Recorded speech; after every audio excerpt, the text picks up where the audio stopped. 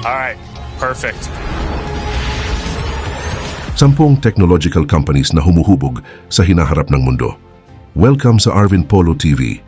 Habang patuloy na umuunlad ang technology, ay patuloy din itong nagkakaroon ng malaking epekto sa ating buhay at lipunan.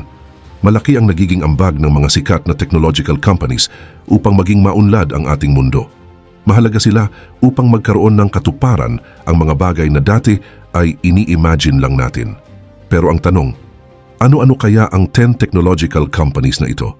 Kaya naman sa video na ito ay pag-uusapan natin ang 10 kumpanya na magkakaroon ng malaking epekto sa hinaharap ng mundo.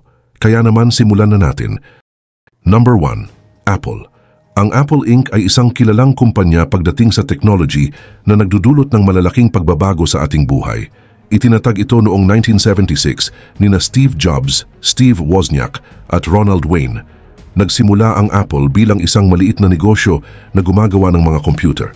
Pero sa paglipas ng panahon ay lumaki ito at naging isa sa mga pinakamalaking kumpanya sa buong mundo. Ang unang produkto ng Apple ay ang Apple I. Ito ay isang simpleng computer na nagbigay daan sa pag-usbong ng personal computing.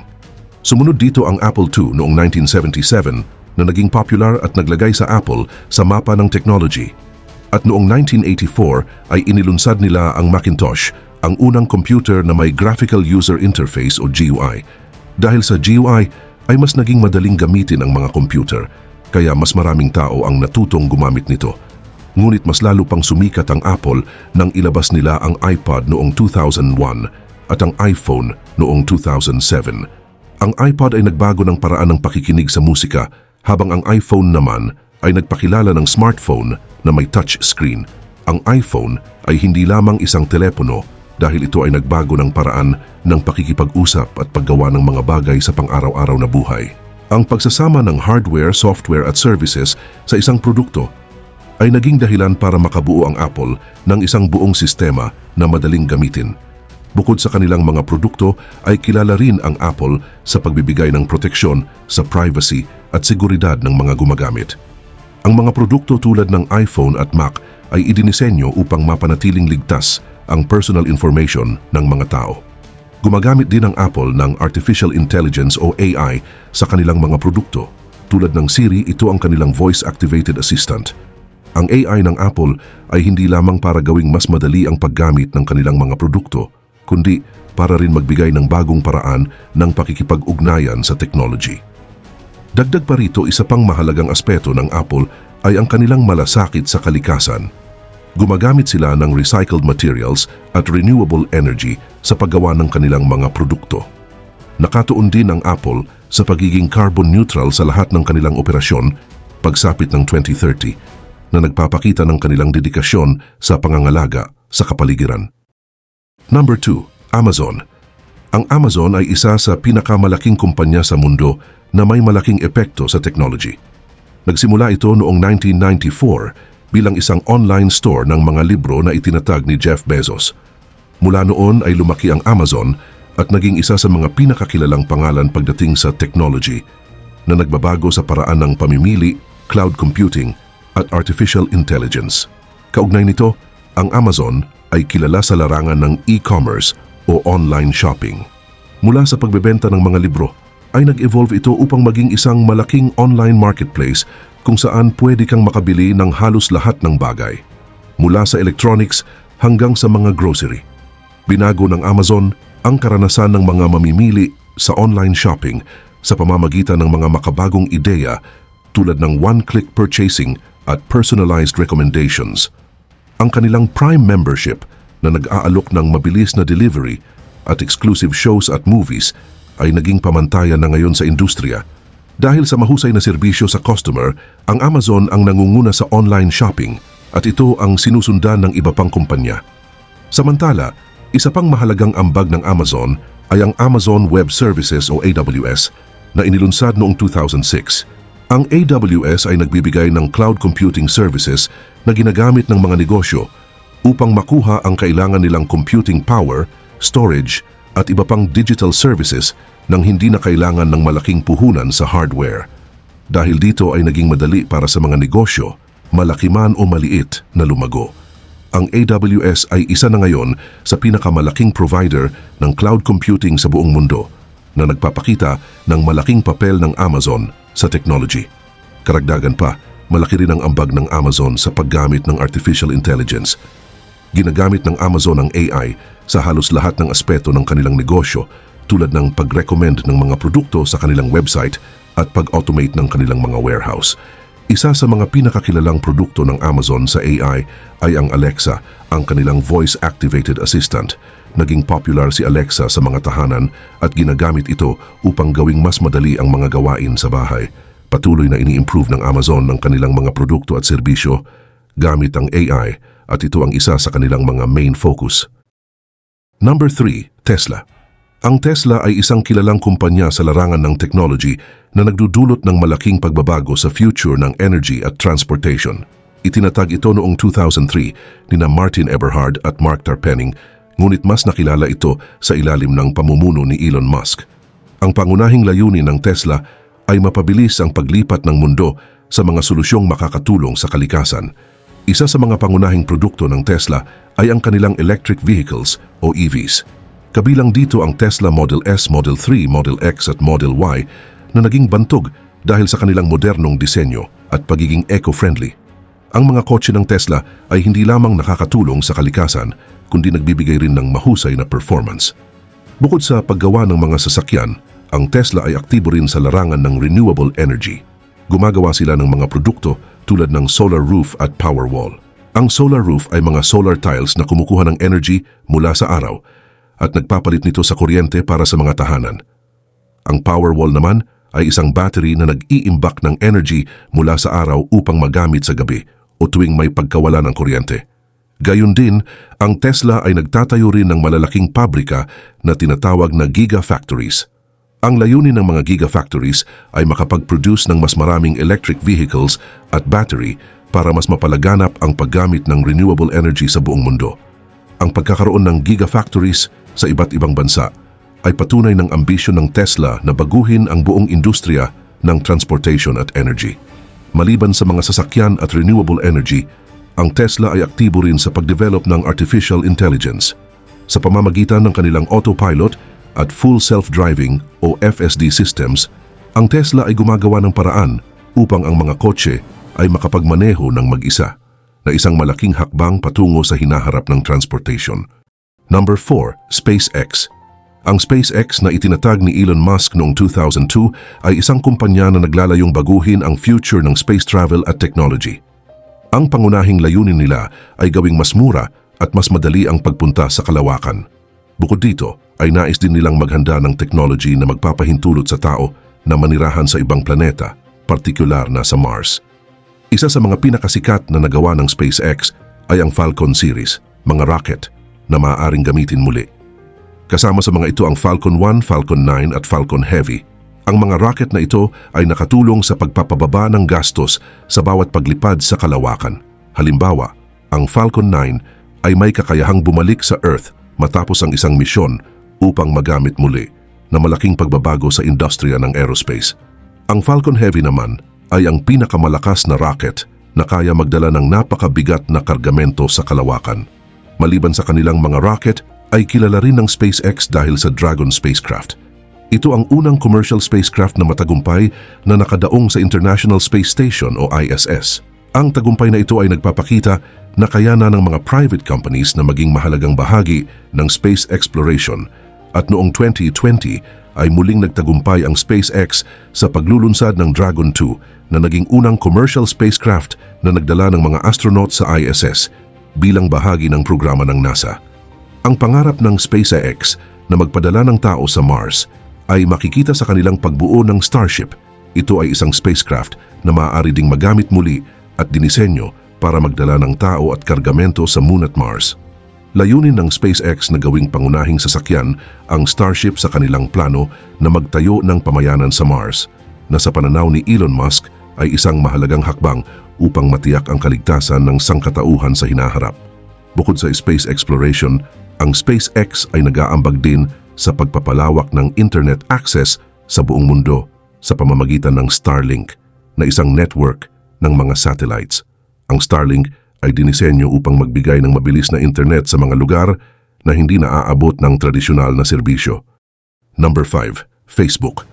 Ang Facebook na ngayon ay kilala bilang Meta ay isa sa mga pinakamalalaking kumpanya sa technology na may malaking epekto sa ating pang-araw-araw na buhay. Nagsimula ito noong 2004 bilang isang simpleng website na ginawa ni Mark Zuckerberg at ng kanyang mga kaibigan sa Harvard University. Ang original na layunin ng Facebook ay tulungan ang mga estudyante na magkaroon ng ugnayan, ngunit mabilis itong lumago at naging isang global platform na ginagamit ng bilyon-bilyong tao sa buong mundo. At noong 2021 ay nagdesisyon ng Facebook na palitan ang pangalan nito at maging Meta. Ang bagong pangalan na ito ay nagpapakita ng bagong direksyon ng kumpanya na hindi na lamang tungkol sa social media. Nais ng Meta na lumikha ng isang metaverse na isang virtual world kung saan maaaring makipag-ugnayan ang mga tao gamit ang technology tulad ng augmented reality o AR at virtual reality o VR. Sa metaverse ay balak ng Meta na magbigay ng kakaibang karanasan kung saan maaaring magtrabaho, maglaro at makipag-usap ang mga tao na parang tunay na buhay. Bukod sa Facebook ay kasama rin sa Meta ang mga sikat na apps tulad ng Instagram, WhatsApp at Oculus. Ang bawat isa sa mga apps na ito ay may malaking papel sa ating pang-araw-araw na komunikasyon. Ang Instagram ay kilala sa pagbabahagi ng mga larawan at videos, habang ang WhatsApp ay ginagamit ng marami para sa mabilisang messages and calls. Ang Oculus naman ay kilala sa technology ng virtual reality. Kaugnay din nito, ang Meta ay isa sa mga nangungunang kumpanya na nagtatakda ng direksyon ng future ng technology. Sa pamamagitan ng kanilang pagdevelop ng AR at VR, ay nais nilang magbigay ng bagong paraan para makipag-ugnayan ang mga tao. Isa sa kanilang mga plano ay ang paglikha ng mga virtual spaces kung saan pwedeng magtrabaho, mag-aral o maglibang ang mga tao. Number 6. Google. Ang Google na pagmamay-ari ng Alphabet Inc. ay isa sa mga pinaka-popular na kumpanya sa buong mundo na nagbabago sa paraan ng paggamit natin ng technology. Nagsimula ito noong 1998 bilang isang search engine na ginawa nina Larry Page at Sergey Brin habang sila ay nag-aaral sa Stanford University. Mula sa maliit na proyekto ay lumaki ito ng husto at ngayon ay isa na itong malaking kumpanya na may malaking epekto sa buhay ng mga tao sa buong mundo. Samantala, ang Google Search ay ang pinakasikat na produkto ng kumpanya. Ito ang ginagamit ng karamihan ng tao para maghanap ng impormasyon sa internet.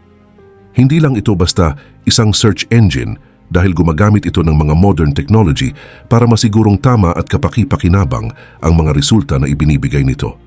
Dahil dito ay madalas na sa Google tayo unang pumupunta kapag may gusto tayong malaman. Bukod sa search engine, ang YouTube ay pagmamay-ari din ng Google, ang pinakamalaking website para sa panonood ng mga video. Milyon-milyong tao sa buong mundo ang gumagamit ng YouTube araw-araw para manood ng mga video tungkol sa iba't ibang bagay, mula sa music at balita hanggang sa mga tutorials at vlogs. Dahil dito, ang YouTube ay may malaking impluensya sa kung paano tayo nag-i-entertain at natututo online. Dagdag pa rito, ang Google din ang may likha ng Android, ang pinakaginagamit na operating system para sa mga smartphones. Dahil sa Android, ay mas maraming tao ang may access sa internet at mga apps, lalo na sa mga lugar na mababa ang kita. Ang Android ay naging susi sa pagpapalaganap ng technology ng mobile phones sa buong mundo. Bukod dito, ang Google ay kilala rin sa kanilang mga cloud computing services sa ilalim ng Google Cloud Platform. Ang mga services na ito ay ginagamit ng mga negosyo at organizations para mag-store ng data at magbigay ng iba pang digital solution. Malaki rin ang naitutulong ng Google Cloud sa pagpapadali ng mga trabaho at operasyon ng mga kumpanya, lalo na sa pamamahala ng kanilang mga data. Gayon din naman, ang Google ay aktibo rin sa pagdevelop ng artificial intelligence. Isang halimbawa nito ay ang Google Assistant, na isang virtual assistant na kayang sumagot sa mga tanong at magbigay ng tulong sa iba't ibang gawain gamit lamang ang iyong boses. Number 7. Nvidia. Ang Nvidia ay isang technology company na nagsimula noong 1993 sa Santa Clara, California. Kilala ito sa paggawa ng mga graphics processing unit o GPU na ginagamit ng mga gamers at digital artist sa buong mundo. Sa paglipas ng panahon ay lumawak ang saklaw ng kanilang mga produkto at services kaya naging isa sila sa mga nangungunang kumpanya na humuhubog sa future ng technology. Samantala, nakilala ang Nvidia dahil sa kanilang mga GPU na nagpapaganda ng graphics sa mga video games.